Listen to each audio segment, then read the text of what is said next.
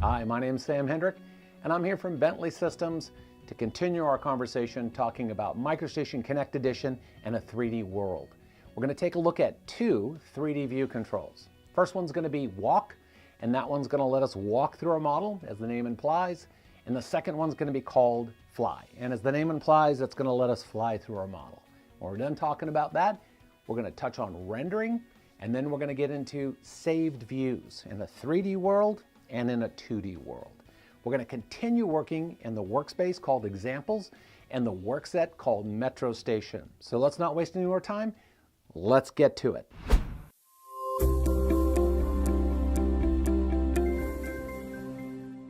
In this video, as part of a series about Introduction to 3D Modeling in MicroStation Connect Edition, we're going to be looking at some of the view control tools and rendering. So we're going to be going and opening up one of the files that ships with MicroStation from the example workspace in the MicroStation workset. The file is called Visualization Master. I'm going to click and open this up. Now, once the file opens up, you can see I'm obviously in a 3D model, and you can see I'm in a rotated perspective. When you set up to do a walkthrough or a fly-through, one of the things you need to do is have a camera set up. Now, there's two ways to go about doing this. One is you can set up a camera, which I'm going to show you how to do, or you can just apply a camera to the view.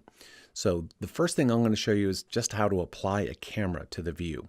If I go up to my view controls, you're going to see there is the perspective, and I'm going to hold the left button down, and you're going to see some options here. One of them is called normal camera.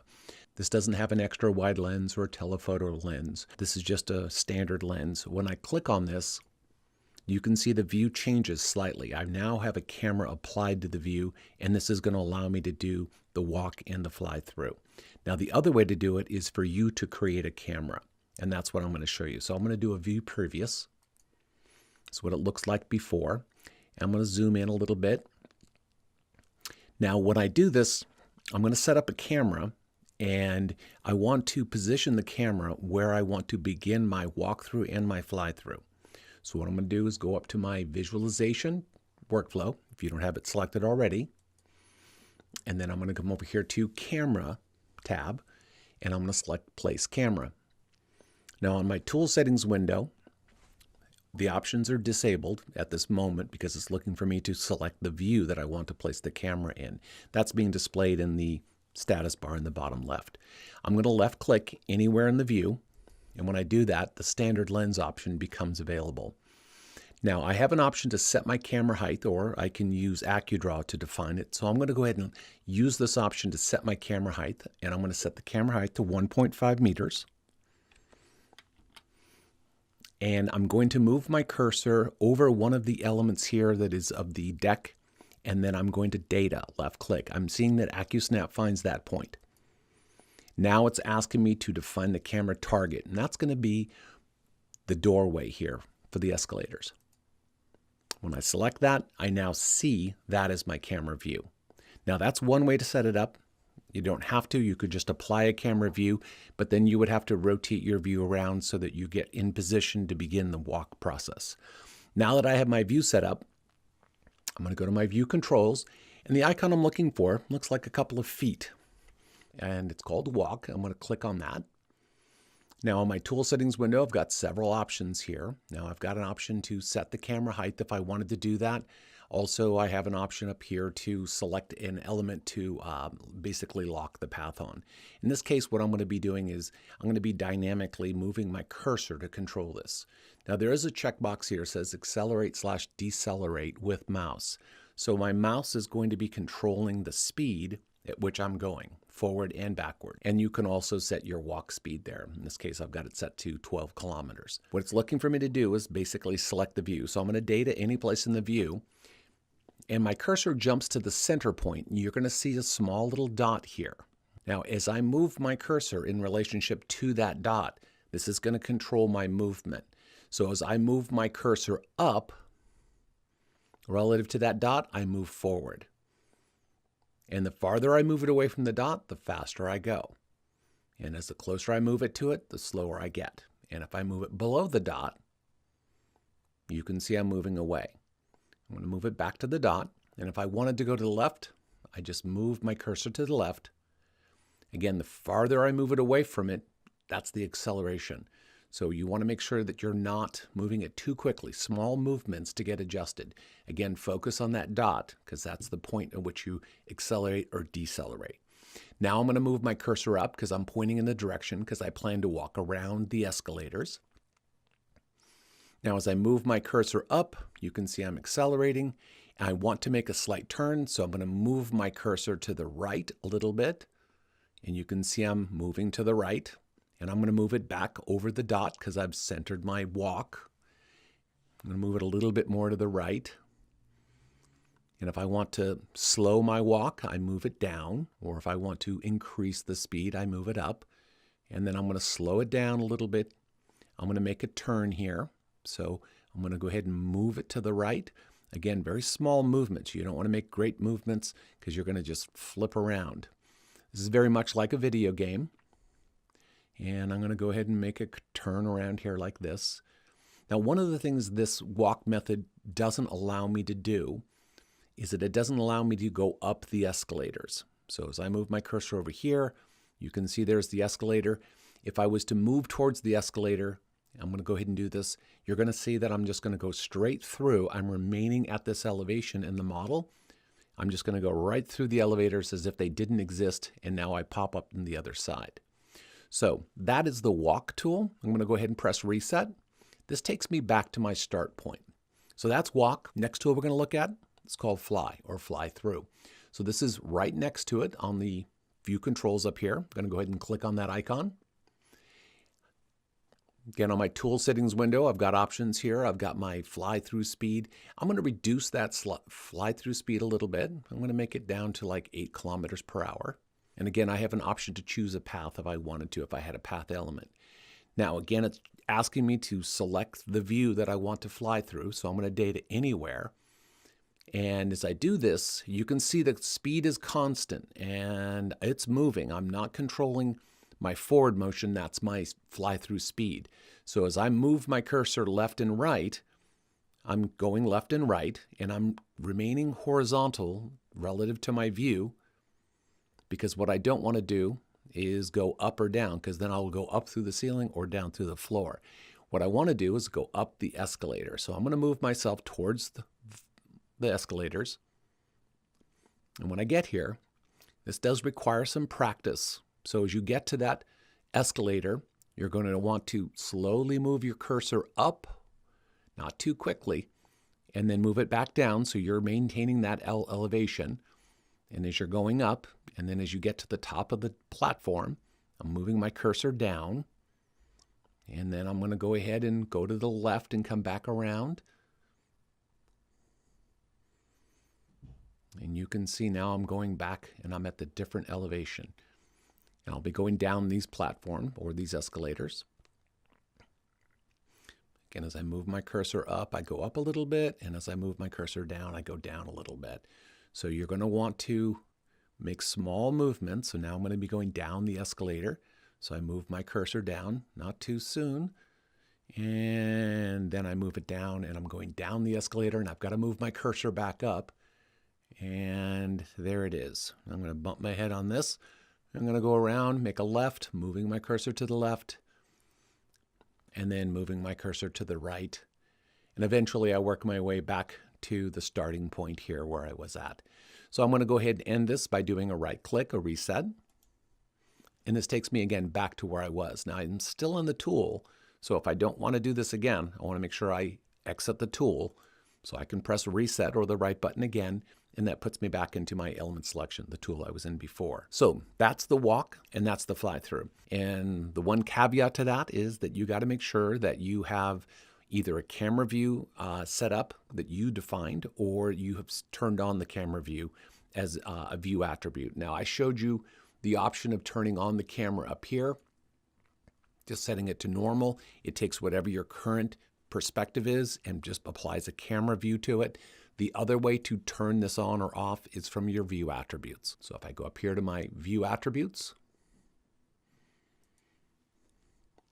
on my view attributes dialog, first column, number 4 item, is camera. I can turn this on or turn this off. So if I turn this off, you can see I don't have a camera perspective. If I turn it back on, I do have the camera perspective. We're going to go ahead and close this out.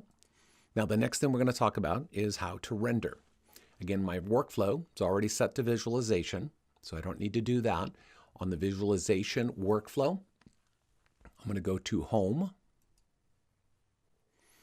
and there's going to be a tab called Rendering, and there's Render Scene right there. Now I'm going to go ahead and click this. Now this is going to show me prior renders that I've done. So I did a render earlier of a different perspective, different camera view. So this takes a minute, but on the setup dialog for rendering, in the upper left corner, you have your lighting settings. So right now we don't have a custom lighting setting, so it's using whatever my active lighting settings are.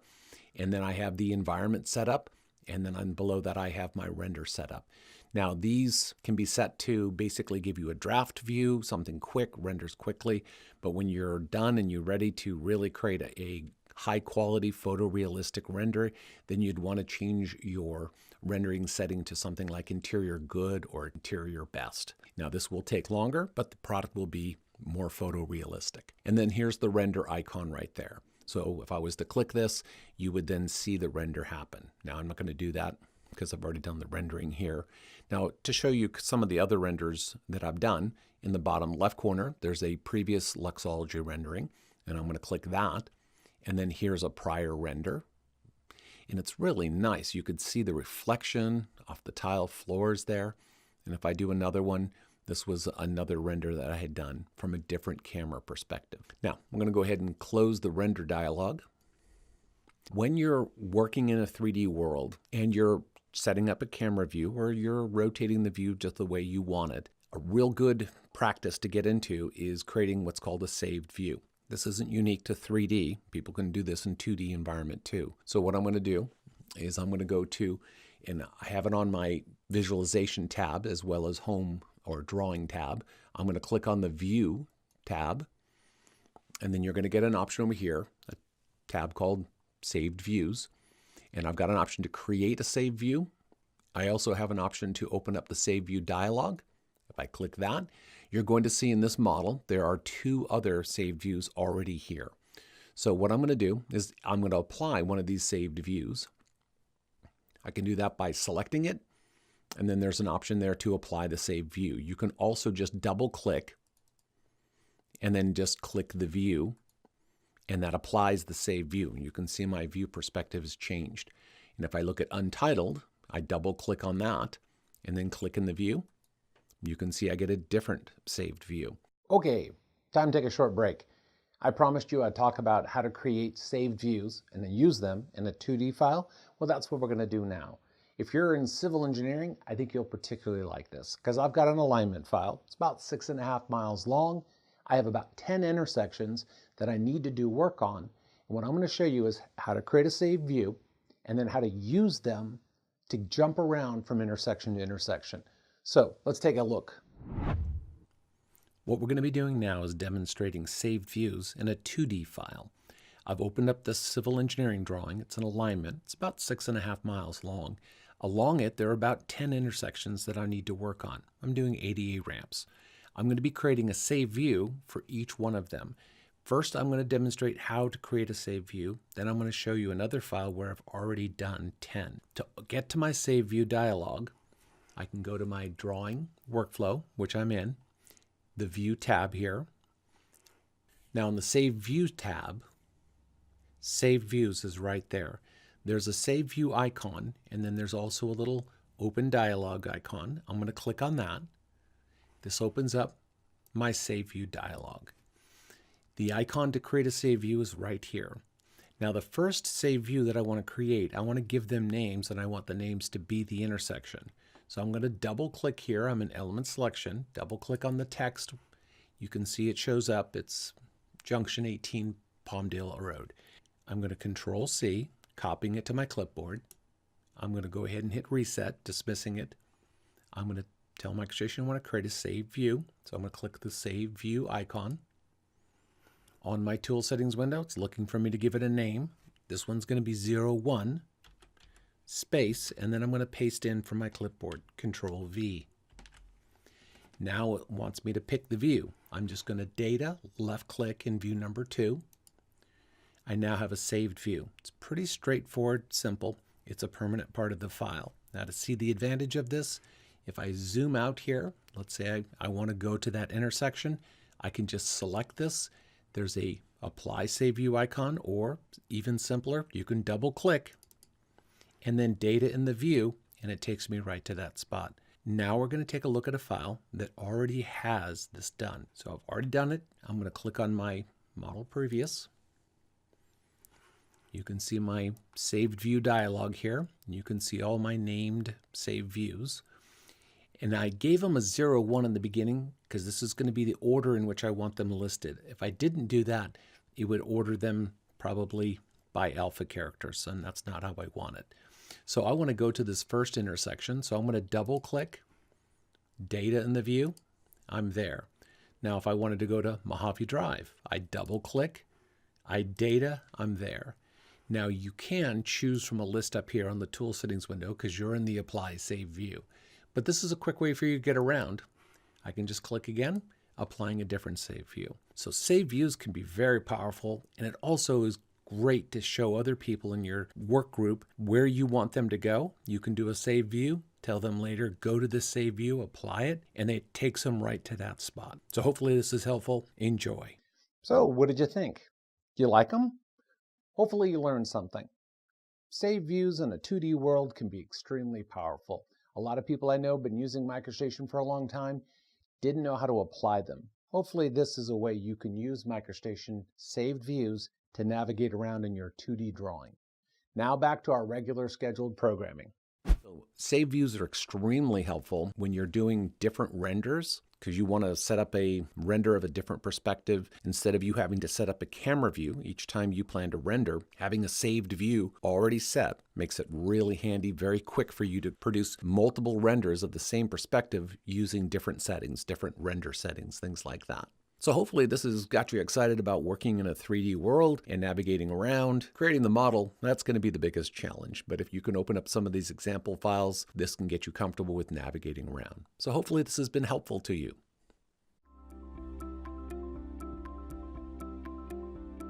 If you found this video helpful, please give it a like. If you want to see more such series, consider subscribing to our channel.